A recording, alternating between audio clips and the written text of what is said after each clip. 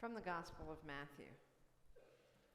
When he entered the temple, the chief priests and the elders of the people came to him as he was teaching and said, "By what authority are you doing these things, and who gave you this authority?" Jesus said to them, "I will also ask you one question. If you tell me the answer, then I will also tell you by what authority I do these things. Did the baptism of John come from heaven, or was it of human origin?" And they argued with one another. "If we say from heaven, he will say to us, 'Why then did you not believe him?' But if we say of human origin, we are afraid of the crowd, for all regard John as a prophet." So they answered Jesus, "We do not know." And he said to them, "Neither will I tell you by what authority I am doing these things. What do you think? A man had 2 sons. He went to the first and said, 'Son, go and work in the vineyard today.' And he answered, 'I will not.' But later he changed his mind and went. The father went to the second and said the same. And he answered, 'I go, sir.' But he did not go. Which of the 2 did the will of his father?" They said, "The first." Jesus said to them, "Truly I tell you, the tax collectors and the prostitutes are going into the kingdom of God ahead of you. For John came to you in the way of righteousness, and you did not believe him. But the tax collectors and the prostitutes believed him. And even after you saw it, you did not change your minds and believe him." Okay, children, it's your time. I'm going to invite you to come forward. It's Family Worship Sunday, which means I'm on deck here. Miss Rebecca's going to come down and give me some moral support here, but love to have you come down front. Got a few things to go over with you this morning, and there's a surprise at the end, so you really want to come. Yeah, good to see you all. Oh, you brought a friend. Yeah, good. Thanks. Good morning. Jackson. Good morning. Hey, Jackson. Hey, good to see you. So, today we are talking about this parable. We're looking at parables of Jesus that talk about loving people. You know, Jesus says, "Love our neighbor as ourselves." Well, what about the neighbor that makes us uncomfortable? Like the one we don't particularly like? What we're studying during Lent is how we love uncomfortable people. And boy, he pulls out a doozy this morning, didn't he? Did you hear Reverend Dr. Chris read the passage? He talks about a father who really kind of stands for God in the parable. He has 2 sons, and he says, "Hey, I need you to go out to the vineyard." And one son says, "Sure, I'll go." And then he doesn't do it. And then the other son says, "No, I won't go." But then he does do it. Interesting. I wonder what makes a son, like of a nice father, say, "I'm not going to do it," to begin with. Do you know people like that? Whatever they're asked to do something good, or they're like, "No, I won't do it, I won't go, I won't do what you say." Do you know people like that? Maybe people who maybe you ask, "Could you do this for me?" They say, "No, I won't do it." We had a word, when I was your age, we had a word for people like that. You want to know what word we used? Your parents are getting nervous, I know. We called them stinkers. Stinker, I don't, you don't want to be near a skunk, do you? You want to be 100 yards away from a skunk. Well, I want to be 100 yards away from you if you're going to act like that, like a stinker. "I won't do it, right? But Jesus says that some of those people say, "I won't do it. They literally change their minds later, and they actually do the good thing. So Jesus is saying, don't judge them too fast. They may with their words say that, but then there's other people, you notice, that who says, "Oh, I'll do it, I'll be happy to do it." We like those people, right? We like people who say, "I'll do what you want," but then they don't do it. Oh, who does that? Well, we all kind of do sometimes, don't we? And we certainly experience that. Jesus is trying to show us, one of the things I think he's trying to show us is that our actions speak louder than our words. So don't just pay attention to what people tell you, because there's a whole lot of people in our world who will tell you one thing and do another. I'll give you an example. When I was your age, you probably haven't heard of this TV show. You ever heard Leave It to Beaver? Probably not. Your parents have all seen Leave It to Beaver. It was a show that came out. I was I was young when this was playing, and it's about a boy named Beaver. His real name was Theodore, but his nickname was Beaver. And he had a brother named Wallace, but his nickname was Wally. And then they had a friend, quote unquote, named Eddie Haskell. Now notice all of your parents are laughing right now. They know about Eddie Haskell. Eddie was famous for a certain kind of switcheroo he would do. For instance, let's say that he and Wally and the Beaver wanted to go to a movie. He and Wally wanted to go to a movie, and Wally said, his brother, Beaver's brother, said, hey, let's take Beaver along with us. Well, if Wally and Beaver and Eddie Haskell were alone, this is what Eddie Haskell would say: Wally, if your dumb brother tags along, I'm gonna, blah, blah, blah, blah. I don't want him. Leave him at home. Leave him behind, right? But if Mrs. Cleaver happened to come in the room right in the middle of him saying that, he would suddenly go, oh, good afternoon, Mrs. Cleaver. I was just telling Wallace how pleasant it would be for Theodore to accompany us to the movies. Yeah. He's one of those people who like to say yes to parents, but then do something very, very, very different. So actions. Got to pay attention to people's actions, not their words. Now, there's one exception to that. Now, if people say they're going to do something, they might do something very different. But if their actions are printed on a shirt, then that means that they do what they do. So like I got this shirt here, be kind, right? So because I have a shirt that says be kind, it means I'm always, oh, thank you. That was kind right there. That means I'm always kind. I have a bumper sticker too. If you have a bumper sticker, that means you always do what's on your bumper sticker too. That's what most people think anyway. Well, maybe not quite. But I was given this shirt by a friend of mine who, I forgot to put that slide up here. I was given this shirt by a friend of mine who works for the Millard School District, who gave me this because the clergy and the Millard School District are teaming up for an event that happens just 2 days from now. They're talking about how to be kind online, and especially how to protect children from people who are unkind online. So if you'd like to be a part of that discussion, there's flyers out of the connection link there. But I've got this shirt, and it means that I am always kind. In fact, I'm so kind that I decided I wanted to treat you guys to some really nice home-baked cookies today after worship. So I asked Miss Rebecca, if she would make some home-baked cookies for you all. And so after worship, we all have home-baked cookies. Aren't I kind? You did bring them, right? I forgot. You forgot? Yeah, I forgot. She's laughing. I'm crying.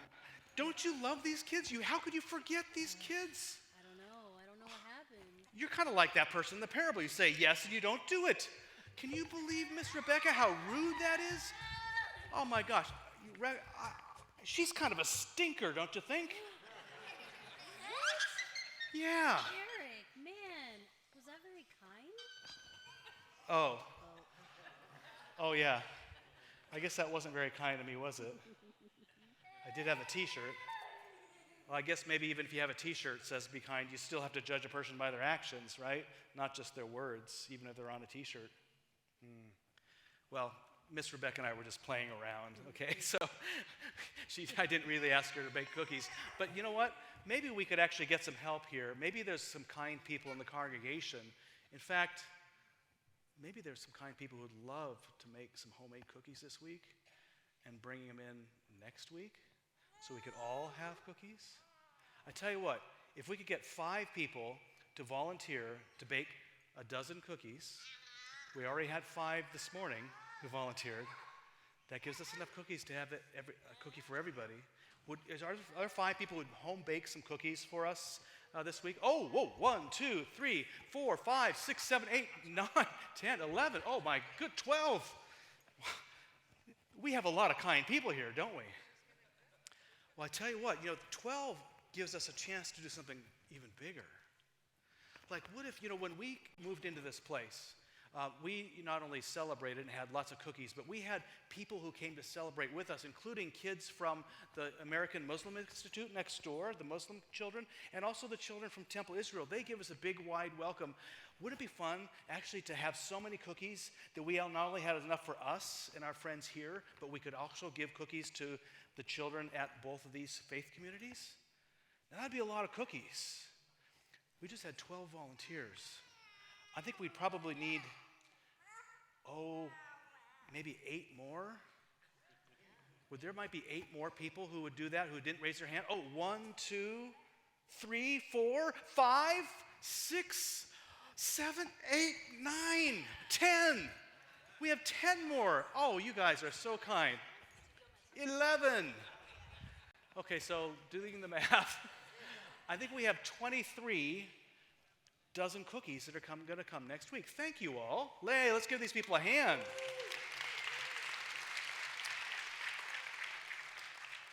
Now, I just want to make a little observation about those people who raised their hand last. When I first said, would you make cookies for just you, they didn't raise their hand. So like in their heads, they were saying, I'll take a pass. Now, but I don't want to discourage those people either, because what they heard then was that they realized that when we're going to do not something just good for ourselves, but good for a whole lot of people, they're like, I want a piece of that. I'm in. I raise my hand. I think that's kind of like what it's like to be a faith community. It's like we don't always want to raise our hands to do kind things. But other people around us, we see them and we're inspired by them. And when we can get together as a big group and not only do something wonderful for ourselves, but for many people, well then, it's a wonderful time to be a part of a community where people are just raising their hands right and left, being kind to each other and being kind to many. So next week, this is for real. So now, bear in mind, you who raised your hands, I will be in Spain next week, so I will not know whether you brought cookies or not. These kids will know, and Jesus will know.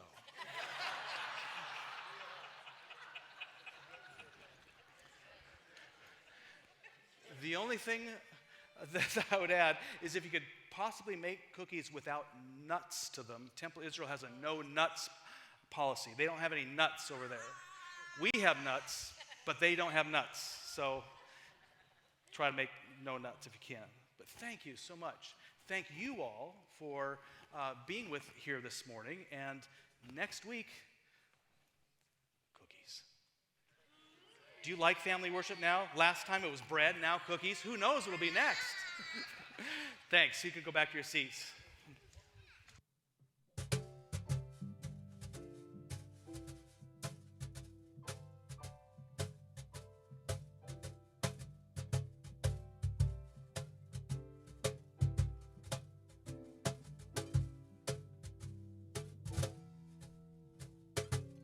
Nothing's impossible, I have found. For when my chin is on the ground, I pick myself up, dust myself off, and start all over again. Don't lose your confidence if you slip. Be grateful for a pleasant trip, and pick yourself up, dust yourself off, and start all over again. Work like you're so inspired till the battle of the day is won. You may be sick and tired, but you'll be a man, my son. Don't you remember the famous men who had to fall to rise again? They picked themselves up, dust themselves off, and started all over again.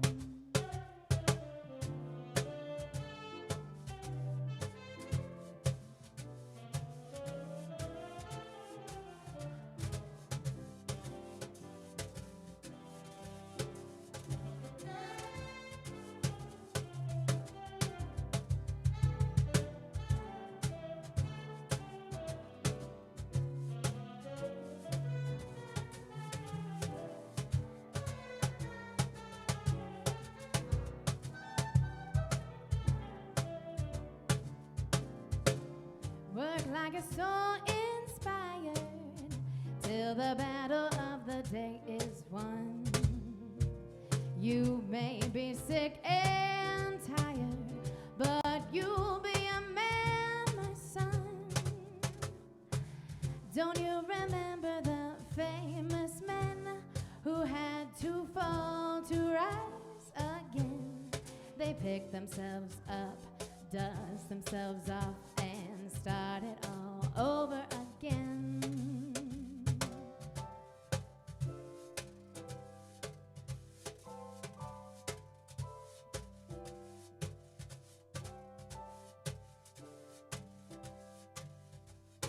Start it all over again.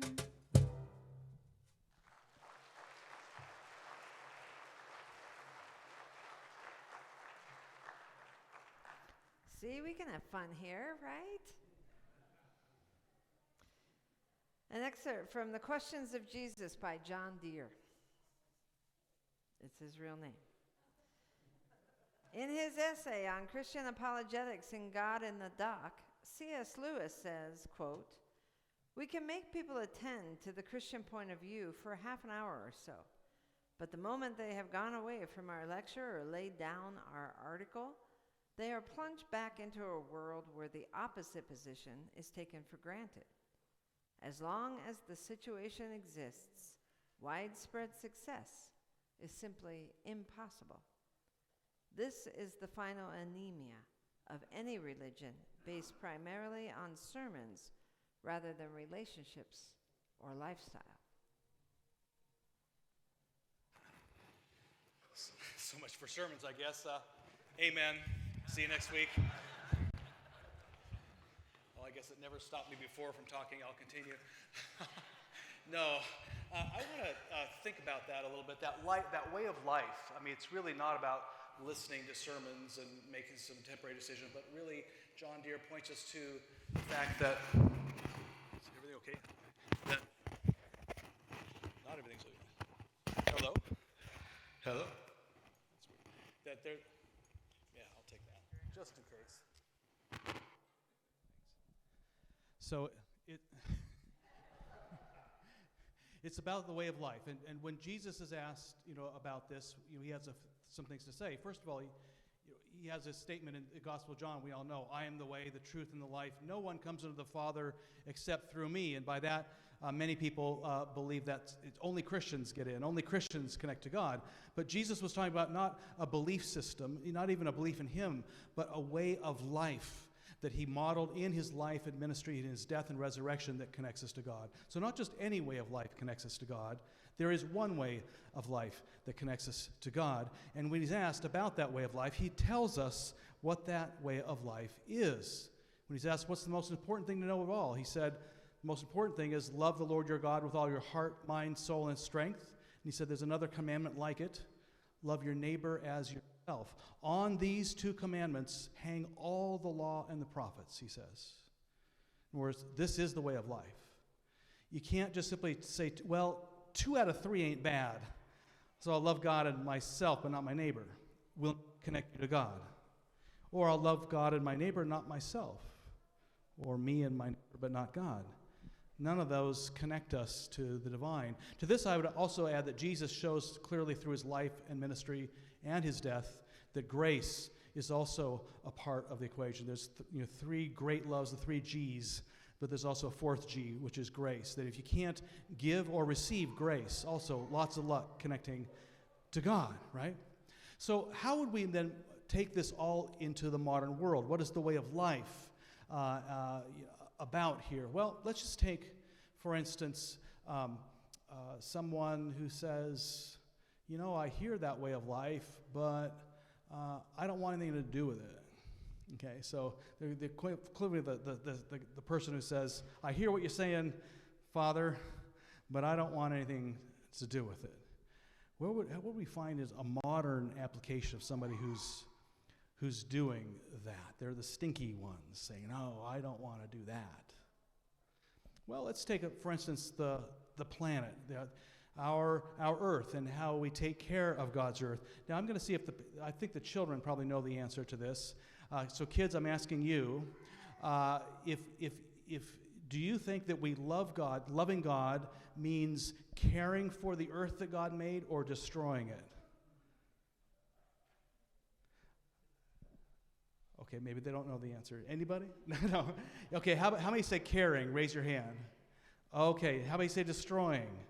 Oh, seems like we're pretty consensus there. Okay, how about loving our neighbor? Is it more loving to not care about conditions, like to pollute our neighbor's yards and their air, or should we work, even though it's not our air or our yards, to protect and make sure they're clean? How many say that it's more loving to protect and make sure they're clean? Okay. How many say no, make it dirty? Okay, consensus there. How about loving ourselves? Now that we live on this earth, if the earth gets gradually sicker, is it okay for us to simply say, oh, I don't care? Or do we say, oh, no, I care because I love myself too. I'm a part of this earth. Is it more loving to yourself to care for the earth? Raise your hand if you think so. Okay, or how about to damage the earth and make sure it goes out? Okay, wow, there's a lot of consensus here. In a congregational church, that's pretty good. Right? Rarely is there 100% consensus on anything, and we just had consensus on 3 things. So if we're going to ask, what's the will of our heavenly parent with respect to the earth, it's pretty clear, unanimous, that if we're going to honor the way of life that Jesus invites us into, that it's to be about protecting and caring and making sure the earth is healthy, God's creation is healthy. That's not a political thing, that is a spiritual thing. That's about loving God, neighbor, and self as Jesus wanted. And also accepting grace, because we're not always perfect at it, right? So we also have to recognize that we and others are not always perfect about that. That's the way of life. Well, there are people who have said in the past, no, I don't want to be about these projects. It costs too much money, for instance. Those actually just made headlines in a good way, so I'm going to call him out for a second, but in a good way. His name was Larry Fink. Now, Larry Fink, if you've never heard of him, has a giant company, and it manages money of other companies. I mean, it manages money for people like, your parents will know the words like 401k, retirement plans, things like this. So he has a company that's so big, it's worth $7.4 trillion. It's the largest money management company in the world. It's so large that if his company cut, it would have the 3rd highest GDP of all nations. Just United States, China, and Larry's company, BlackRock.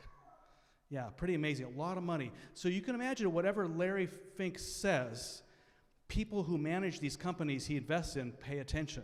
And every year, Larry writes a letter to the owners or the CEOs of these big companies. Do you think they pay attention? Oh, they pay attention.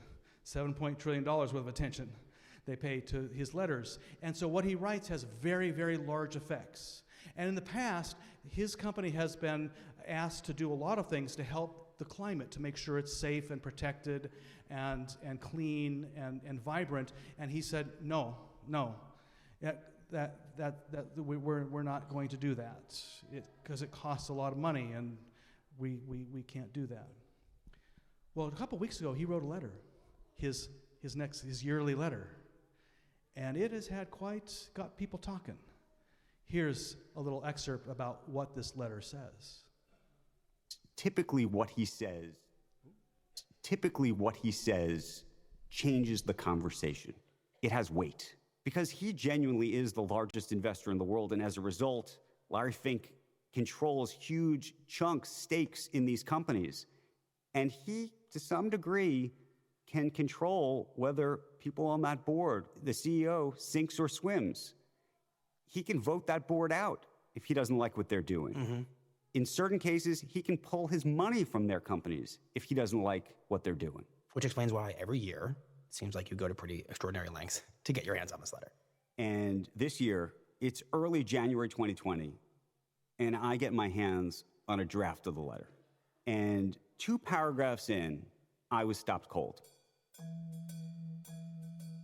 He writes, climate change has become a defining factor in companies' long-term prospects. Last September, when millions of people took to the streets to demand action on climate change, Many of them emphasize the significant and lasting impact that it will have on economic growth and prosperity, a risk that markets to date have been slower to reflect. But awareness is rapidly changing, and I believe we're on the edge of a fundamental reshaping of finance.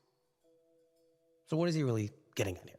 He's saying, for the very first time, as the largest investor in the world, that climate change has to become an integral part of the investing thesis for companies. And more importantly, that CEOs and companies themselves now have to change and think about climate change. And if they don't, he's going to be pulling his money from them. Wow. You know, and he even says it explicitly in the letter, quote, "We will be increasingly disposed to vote against management and board directors when companies are not making sufficient progress on sustainability-related disclosures and the business practices and plans underlying them." Part of the Fink assessment is not simply that he's some kind of tree hugger, do-gooder, and wants to change the world, though I think he may on a personal basis, but that he thinks that the world has shifted in a way and the climate risk is now so real that it actually will have an economic impact in a way where, as a fiduciary for pensioners and investors, that he needs to now push this in a way that he didn't think he had to before. So it's not an act of advocacy. It's an act of kind of wise business. I think he would say this is not driven by ideology. It's not driven by politics. It's driven, frankly, by money. He thinks that there's now a genuine business risk and cost To not doing anything. to not doing anything. And maybe Exactly. even to these businesses. Bingo. And therefore to these investors, these Exactly. retirees. So, right. A tipping point to reach where you have to do something. Exactly.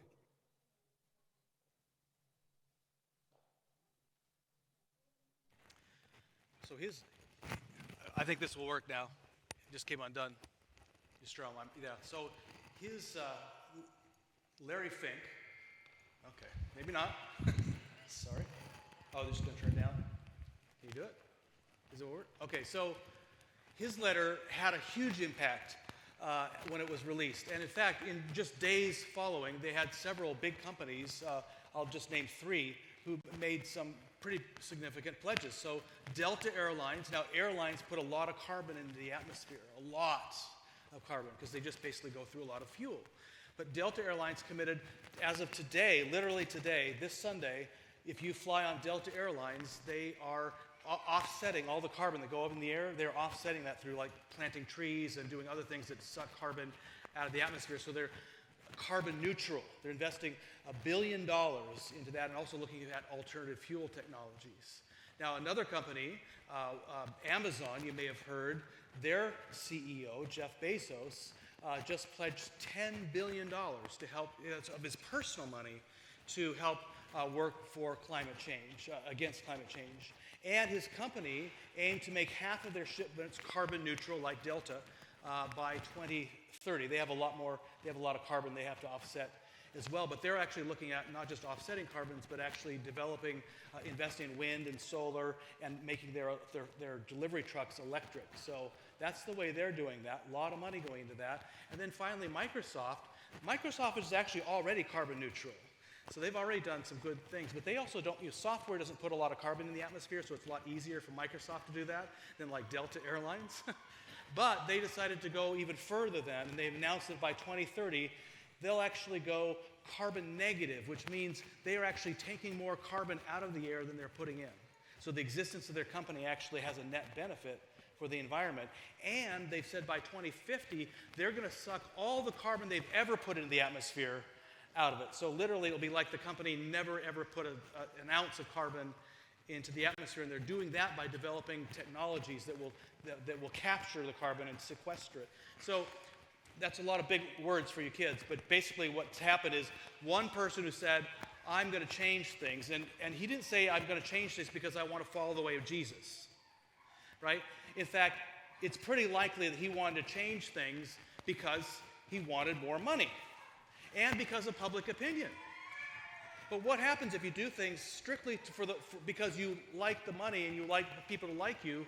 but you do something that actually fulfills the will of God and loving God, neighbor, and self, right? He's someone who said no with his words, but by his actions, he's actually doing what God wanted. Of course, we'll have to all wait and see, make sure that actually happens. But a pretty big deal. He and others like that actually making a shift. And a lot of those people who were on the sidelines who were saying no, he actually influenced them. He stuck up his hands. And once people knew that he was doing it, it became safe for a lot of people to say, oh, well, if this is going to happen, I can do the right thing too. So here we have a situation very much like Jesus' day, where the people who we used to say were, well, they are the stinky ones, are actually, like they're actually doing the will of God. And we also have a situation, curiously enough, where there are a lot of people who say they're religious, who always say, like, in church we say, well, we're all about doing God's will, right? Whether it costs us something or not, we say we are, as a church community, and as faith leaders, we say we as faith leaders are all about doing God's will ourselves and encouraging other people to do God's will. And yet there are a whole lot of faith leaders out there who aren't doing anything about climate, who aren't even encouraging their congregations to do anything about it, and who even say that we don't need to do anything about it.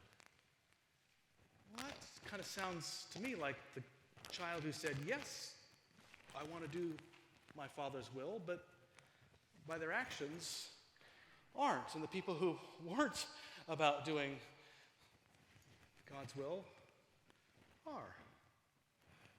It's a funny world we live in, isn't it? But I would suggest, lest we be overly harsh on these people who say they want to do God's will and don't, they may be a little different than these companies. You know, a lot of people didn't do the right thing until somebody raised their hand and said, okay, it's safe now. We can actually, my efforts in my little company, it's going to be combined with his, and we can actually get something big done. So now I'm going to raise my hand too. It's kind of like the cookie thing, right? Some people who hadn't been raising their hands until we thought, oh, we could do something really big. I want in on that too. And so maybe even for those who have been saying, I do want to do God's will, but haven't, maybe there's hope. Maybe Jesus is saying, be patient with them too. It's never too late to change our minds. And for whatever our reasons, whether it be financially or because we want people to like us better, or because we truly want to do whatever God wants, and hopefully we in a church resonate with that last one more than anything else. We can always change, Jesus is saying, to do the right thing and leave that past behind and be part of the solution. Maybe if enough of us in business and in churches and in mosques and in synagogues, if we all start raising your hand saying, we don't just want to talk the talk, but walk the walk here, maybe we can be known as the generation of people alive today who did one of the most kindest things that has ever been done for future generations. We literally shifted where our climate was to provide opportunity and health for people we don't even know yet, even you kids, that we could even do it for your kids and your grandkids. That's what I believe we can do. And if you come back on the 15th of March, it's 2 Sundays from now, we'll be talking about a big idea of how we here in Omaha can raise our hands a bit higher. And I'm going to invite you to stay afterwards. If those of you would like to stay after and dig a little deeper on what we're going to talk about in worship, just sign up for the Eden Tree Initiative on the connection link. And we'll have lunch. We'll provide you lunch if you sign up. And we'll go a little deeper there. But I invite you to join me next 2 weeks from now. We'll talk about kindness and God's call, and maybe just saving this planet for future generations. Amen.